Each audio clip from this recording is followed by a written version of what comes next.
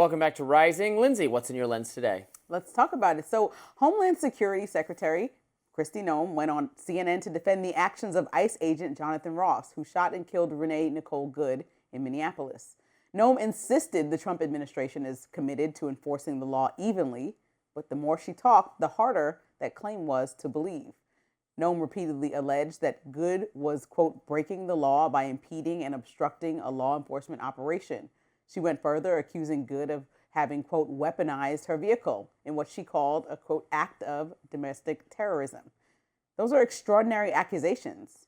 They're all Noem's, and they were her immediate response the day of the shooting as well, ones that she's sticking to while the investigations are still ongoing. This moment during the CNN interview exposed the contradiction at the heart of her argument. Take a look.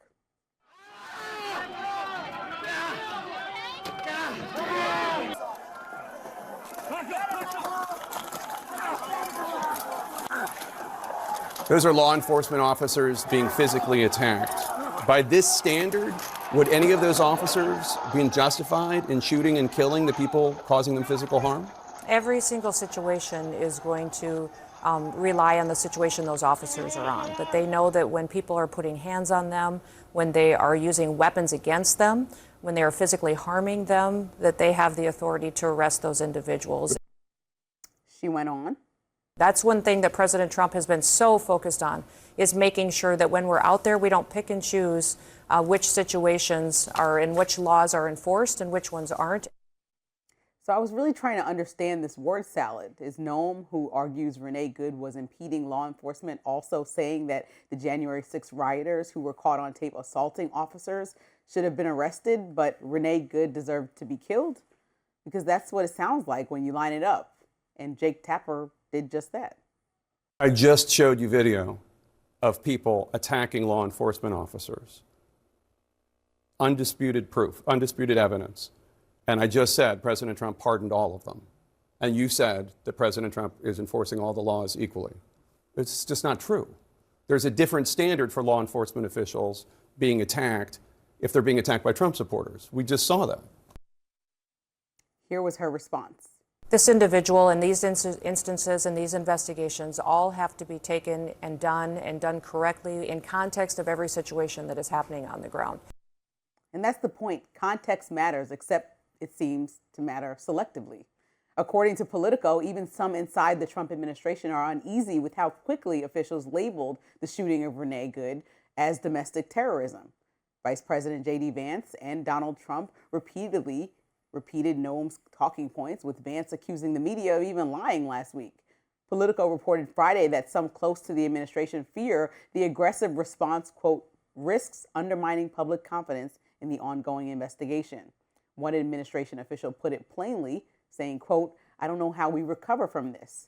They added, quote, this is highly problematic and not a good look and not something our government should be remotely engaged in.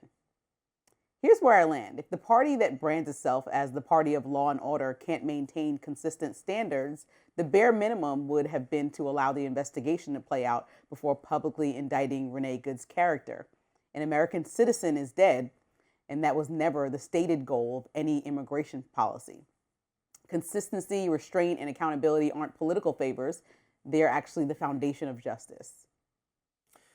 Yeah, so I agree with you that there was certainly a rush to judgment to describe her as committing an act of terrorism, a domestic terrorist. I think that was inappropriate from Kristi Noem. Again, because her motivations don't really matter anyway, just as the fact that, in my radar, I talked about how the liberals say, oh, but she was nice to him. Well, that doesn't matter either. But it also doesn't matter that, what her motivator, that she was obstructing traffic previously.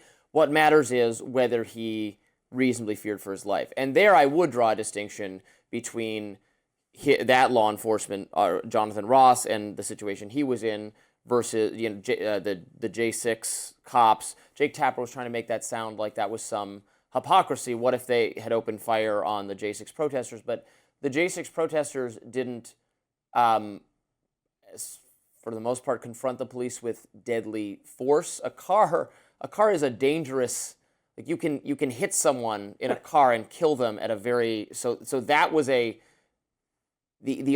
argument the officer is going to make is that was a threat to his life in the way that the protester, struggling with the police officer was not a threat to his life. Somebody in riot gear, someone who's armed, they're not armed, you're armed. It would be wrong for them to shoot you.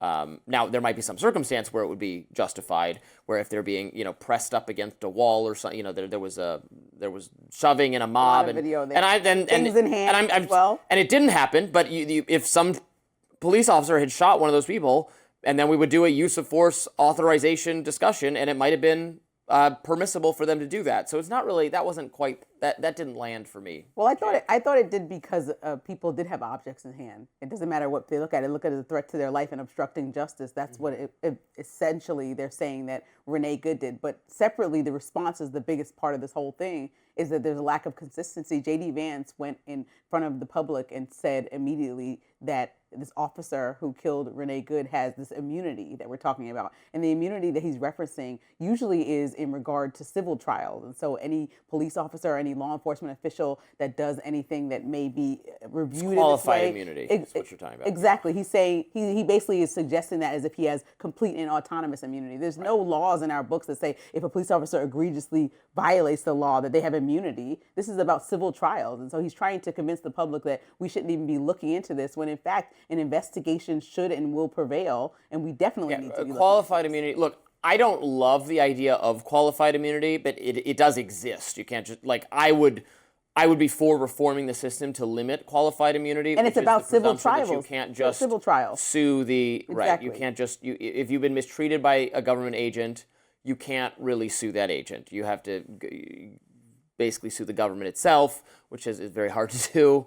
So it's a kind of presumption that the individual agents of the state aren't going to face responsibility for things they've done wrong in a civil context if they've mistreated you. If they've murdered you, they're still going to face criminal. And it doesn't protect you criminally. And so I think the fact that J.D. Vance kind of was elusive in his statement and made it seem like I think he even said absolute. There's not absolute. Yeah, absolutely. He was. That's what I mean. He was very forward. And these are the top leadership officials that are very closely connected to this investigation. And so when people are saying that they're afraid that there's transparency, it doesn't mean that Walz needs to be at the top of the investigation. It doesn't mean that the mayor needs Walz to be. and Jacob Frey have prejudged the case just as much as Noem and J.D. Vance have. Jacob Frey said that it was self-defense was an expletive. There's no way. I acknowledge that. That's why at the very least both parties need to have independent investigators, not just one side of that argument, right? If not, then just completely release both parties from it and allow an entire independent investigation to review this thing. Because how can you expect? That's what Tom Homan said should happen. And Tom Homan also, who is very pro-immigration reform, said we should pause before everybody last week. And it was quoted in The Hill that he was explaining that there should, I don't mind a moment of pause. He's a professional lawman. Exactly. And when something like this happens, you shut up. You let. Why does no one else in the administration know that? Shut up. Have an investigation so you don't, run your mouth and something you don't know what's going on. We all have gotten duped by little social media videos so many times. Doesn't just stop and let there be a process. Exactly. Yeah. So I think a little bit of pause and just a regard to know that as many people wanted reform in our immigration policy and system that didn't like Joe Biden, I don't know that a lot of people wanted this, where we're even talking about one American citizen dying. Certainly we're seeing a lot of videos now of ICE fighting with protesters in ways that I think are unprofessional for those individual officers. And I think that there could be a diminishing support for the agenda of the president with this kind of showy display of faux toughness. It turns me off. I don't know if it turns off people who voted for Trump en masse, but probably some of them. Next up, an SNL alum in hot water after criticizing Jasmine Crockett's Senate campaign. Stay with us.